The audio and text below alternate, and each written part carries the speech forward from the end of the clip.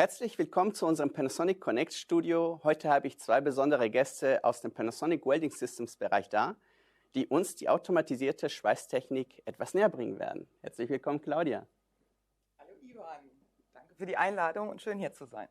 Du hast natürlich uns auch Verstärkung mitgebracht. Ja, den Tobias. Hallo, schön hier zu sein. Grüß dich, Tobias. Nun ja, also vielleicht ein paar Worte zu euch, damit unsere Zuschauer auch euch kennenlernen. Ja, gerne. Also ich bin seit knapp 6 Jahren bei Panasonic Robot und Welding, bin für den Bereich Sales und Marketing zuständig und habe dadurch einen großen Überblick über unsere Produkte wie auch über den Markt. Ein bisschen Einblick in die... Ja, also ich bin der Tobias.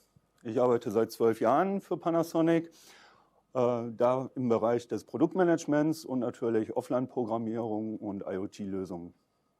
Und jetzt vielleicht ein bisschen Hintergrund. Wo kommen wir her? Seit wann bestehen wir? Ja, also Panasonic wurde ja 1918 in Japan gegründet.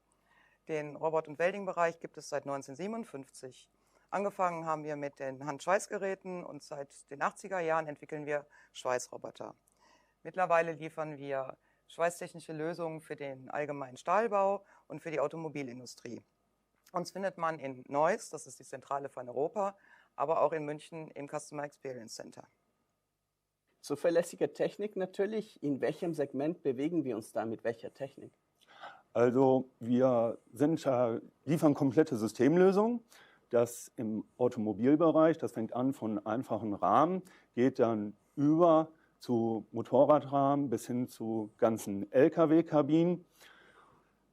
Das sowohl im Bereich des Stahlbaus, allgemeinen Stahlbau, aber auch Aluminiumschweißen. Wir sind da in allen Bereichen vertreten.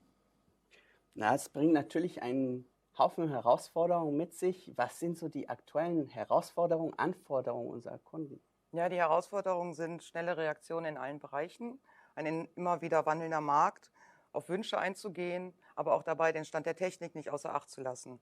Somit liefern wir unseren Kunden Sonderlösungen, die keine Wünsche offen lassen. Ja, wandelnder Markt, natürlich auch Zukunftsperspektive.